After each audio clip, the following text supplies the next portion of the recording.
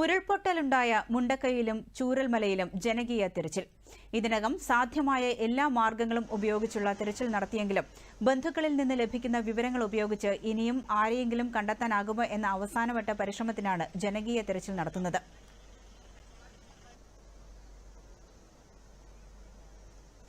ചൂരൽമലയിൽ നിന്നും ഏറ്റവും പുതിയ വിവരങ്ങളുമായി ശ്രീകുമാർ ചേരുന്നു.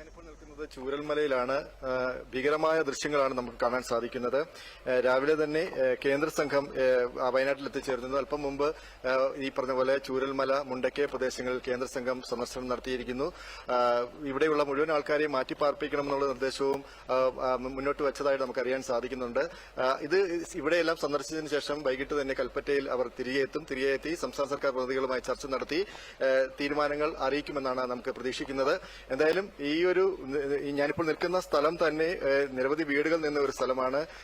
താഴെ നിന്നും ഒക്കെ വന്ന കാറുകളൊക്കെ ഇവിടെ അടിഞ്ഞുകൂടി കിടക്കുന്ന വൻ മരങ്ങളൊക്കെ ഇങ്ങനെ അടിഞ്ഞുകൂടി ഈ ഒരു പ്രദേശത്തെ മുഴുവൻ വിഴുങ്ങി നിൽക്കുന്നതാണ്. സാധാരണ ഈ തടിമില്ലുകളിലും ഈ പറഞ്ഞ പോലെ സാമില്ലുകളിലൊക്കെയാണ് ഇത്രയും മരങ്ങളൊക്കെ വന്ന് കിടക്കുന്നത്. നമുക്ക് കണ്ടാൽ തന്നെ അത്ഭുതം തോന്നും. ഇത്രയും മരങ്ങളൊക്കെ വനത്തിന്റെ ഭാഗത്തു നിന്നും ഉരുൾപൊട്ടി ഒഴുകിയെത്തിയ ഭാഗങ്ങളാണ്. വെണ്ണാർമല സ്കൂളിന്റെ സമീപമുള്ള പ്രദേശങ്ങൾ, നിരവധിയായ കാടുകൾ. ഓരോരുത്തരുടെയും പ്രതീക്ഷയാണ് ഇവിടെ ഈ ഒരു ഉരുൾപൊട്ടലിലൂടെ നഷ്ടമായിക്കൊണ്ടിരിക്കുന്നത്. ആ പ്രതീക്ഷകളെല്ലാം തകിടം മറിച്ചുകൊണ്ട് തന്നെയാണ് ഈ പ്രദേശത്തെ മുഴുവൻ വിഴുങ്ങിയിരിക്കുന്നത്. മറ്റൊന്ന്, നാളെ പ്രധാനമന്ത്രി നരേന്ദ്രമോദി വയനാട് സന്ദർശിക്കുന്നു എന്നുള്ളതാണ്. അതുമായി ബന്ധപ്പെട്ടുള്ള സുരക്ഷാ ക്രമീകരണങ്ങളൊക്കെ ഏതാണ്ട് പൂർത്തിയായി വരുന്നു. കൽപ്പറ്റയിലും മേൽപ്പാടിയിലും നേരത്തെ ദിവ്യ വാർത്തയിൽ സൂചിപ്പിച്ചതുപോലെ തന്നെ കൽപ്പറ്റയിലും മേൽപ്പാടിയിലുമൊക്കെ കർശനമായ നിയന്ത്രണം ഏർപ്പെടുത്തിയിട്ടുണ്ട്. വാഹന പാർക്കിംഗ് അടക്കമുള്ള കാര്യങ്ങൾ അവിടെ ഏർപ്പെടുത്തിയിട്ടുണ്ട്. ആയിരക്കണക്കിന് സുരക്ഷാ ഉദ്യോഗസ്ഥരെയാണ് വിന്യസിച്ചിരിക്കുന്നത്. പ്രധാനമന്ത്രി ഈ പറഞ്ഞ പോലെ മേൽപ്പാടി, അതുപോലെ മുണ്ടക്കൈ, ചൂരൽമല പ്രദേശങ്ങളൊക്കെ സന്ദർശിക്കുമെന്ന് അറിയുന്നു. എന്തായാലും ഇത് സംബന്ധിച്ചുള്ള ഏറ്റവും പുതിയ വിവരങ്ങളൊന്നും പുറത്തുവിട്ടിട്ടില്ല. എന്തായാലും രാവിലെ തന്നെ പ്രധാനമന്ത്രി കണ്ണൂരിൽ നിന്നും ഹെലികോപ്റ്റർ മാർഗമാകും കൽപ്പറ്റയിലെത്തുക. അതിനുശേഷമുള്ള കാര്യങ്ങളൊന്നും പുറത്തുവിട്ടിട്ടില്ല. എന്തായാലും പ്രധാനമന്ത്രിയുടെ സന്ദർശനത്തെ വളരെ പ്രതീക്ഷയോടെയാണ് ഈ പ്രദേശവാസികൾ. നമ്മൾ ഇന്ന് രാവിലെ തന്നെ ഈ പ്രദേശത്തുണ്ട്. ഇന്ന് ഈ പറഞ്ഞ പോലെ ജനകീയ ഒരു തെരച്ചിലാണ്. ആ തെരച്ചിലിന് നേതൃത്വം നൽകിയത് ഈ പ്രദേശത്തെ ഉള്ളവരെ ക്യാമ്പിൽ നിന്നെത്തിയ 30ഓളം പേരുണ്ടായിരുന്നു.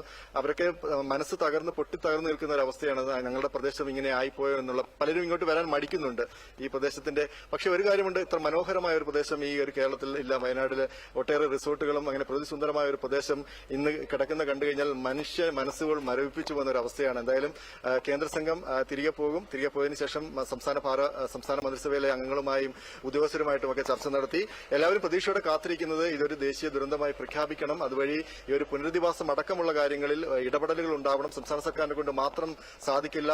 കേന്ദ്ര സർക്കാരിന്റെ ഭാഗത്തു നിന്നുള്ള വലിയൊരു ഇടപെടൽ ഉണ്ടായാൽ മാത്രമേ ഒരു പ്രദേശം പൂർണ്ണതോതിൽ ഒരു പുതിയ രീതിയിലേക്ക് ഉപയോഗിക്കാൻ പറ്റുള്ള ഒരു ടൌൺഷിപ്പ് അടക്കമുള്ള കാര്യങ്ങളിലേക്ക് കൊണ്ടുവരാനാകൂ എന്നാണ് ഏവരും പ്രതീക്ഷിക്കുന്നത്. ദിവ്യ. ചൂരൽമലയിലും മുണ്ടക്കയിലും ജനകീയ തിരച്ചിൽ തുടരുകയാണ്. വിവരങ്ങൾ നൽകിയത് ശ്രീകുമാർ.